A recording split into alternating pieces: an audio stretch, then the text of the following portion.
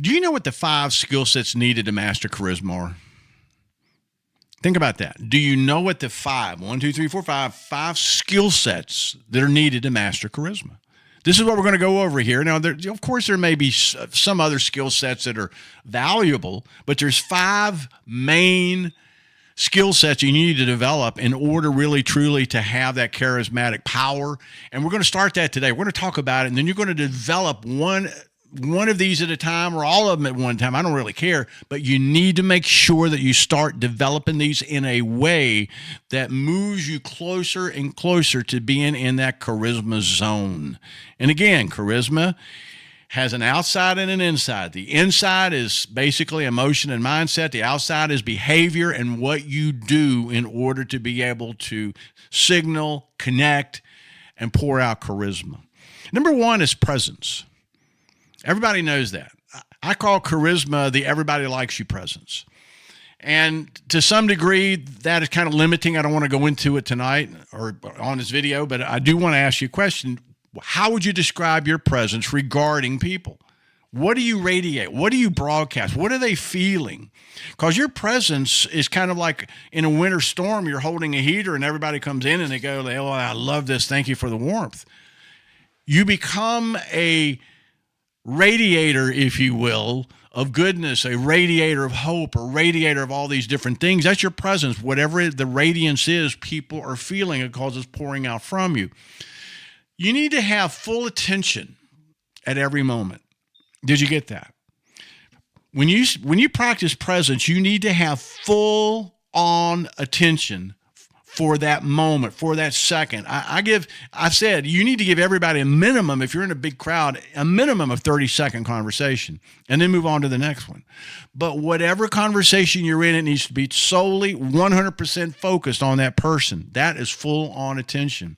Because distracted energy, to be perfectly blunt, it repels. It pushes people away. And the reason why is because it's something I don't like the feeling of. Distracted energy repels, but concentrated energy is magnetic. And when you concentrate your attention with somebody, your conversation with somebody, that is pulling them towards you because that is how presence works. When you're with somebody, talk about them. When you're sitting at a lunch or sitting at a breakfast or just sitting somewhere talking with people, put the phone down, put the agenda aside, and put the ego aside as well. Focus on them. You want a presence that says one thing: I'm solely focused on you, and I'm going to see who you are, and I'm going to take you to a place of hope that you've never had before. Your goal is to talk with people. Your presence pours out in them, lifts them up, and makes them feel so glad that they're just around you. And again, that's a dopamine hit and an oxytocin hit. Full attention, full on attention, every conversation. Do not be distracted by people pulling on you and say, excuse me, just one moment, and get back to the conversation. Give everybody a minimum of 30 seconds. And the reason for that is because they deserve it. So number 1, full on presence. Practice presence that pulls people towards you. Did you get that? Practice presence that pulls people towards you. Number 2 is listening. I could get into this. I could do a whole masterclass on listening. I won't, but listening is so important because there's different levels of listening, which I teach. Most people don't teach these levels, but one of them is active. The other is passive. I'm sure you've heard that. But charismatic people have a magnetic and activated listening. And this is why that real listening from a charisma standpoint activates the person, because it's how you listen. Because normal people will listen. Charismatic people want people to feel they're listening. Did you get that? Charismatic people want people to feel they're listening. And that activates, again, that chemical brain, dopamine, oxytocin, and they start trusting you. They start really feeling really good about being around you, because when you listen to somebody else, you're saying you're important, you're worthy of attention, but most importantly, you're telling them that I approve of you. Most people listen to respond. Did you get that? Most people listen to respond. They're waiting their time to talk or whatever. Don't listen to respond. What you need to do is you need to listen to understand, listen to connect, and listen to know how that you can help them, what you can say that's going to prove valuable to them. So number 2 is listening. Don't listen to respond. Listen to understand, listen to connect, and make sure they feel you listening. Number 3 is communication. Number 1 is presence. Number 2, listening. Number 3 is communication. This is critical, guys. Fewer words delivered with a punch, a conviction, a power, a massive belief in something, that just absolutely obliterates long conversations and long explanations. Your fewer words in your communication, and I've often said this, say less to have more impact. Charismatic people say less to have more impact, but they're really powerful in what words they choose. Slow down your pace, slow down your tone, slow down your speed. Speed signals you're nervous. Speed signals you're worried, you're insecure, anxiety. It doesn't signal confidence, to be honest. Now, I talk fast sometimes because that's how I teach. I always have. Get me in front of a room and they'll be up on the chairs pretty quick. But when you're listening to people in a crowd or even on a Zoom, what you want to do is you want to have listening and communication. When you communicate, make sure that it's done in a way that they feel, make sure it's done in a non-hurried way, and make sure that when you're communicating, they feel everything that you say, not just hear everything you say. Number 4 is emotional control. Oh, this is so important. How you respond under pressure. How you respond when things go wrong. How you respond when things get really, really bad defines your entire presence. Did you get that?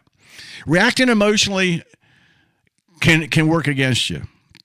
And what you're doing when you react emotionally, guys, I want you to get this. Listen, when you react emotionally, you're handing control to whoever triggered that response. Did you get that? When you act emotionally, you're handing control to whoever elicited and triggered that response.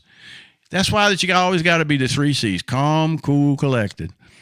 And when something happens that's just crazy, that everybody gets upset about, remain silent and just observe and ask this one question: what needs to be done, the first thing, to start turning this around? That is how charismatic people do what they do.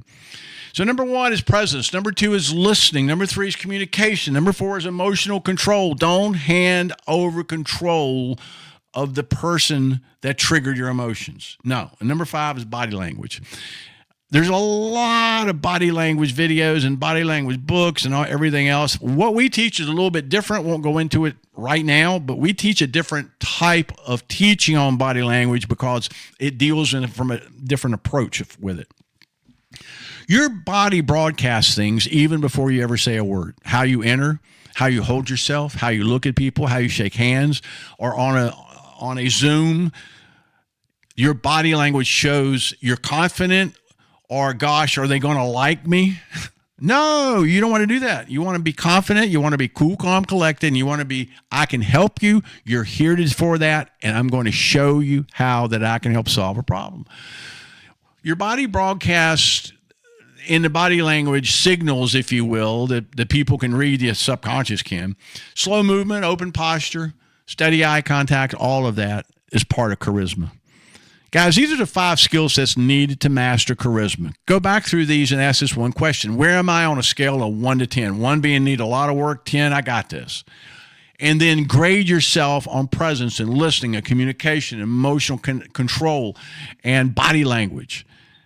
Because this is where that you start looking at it from a more of a practical standpoint, where this is a business skill you develop, not just is something that you got or you don't got.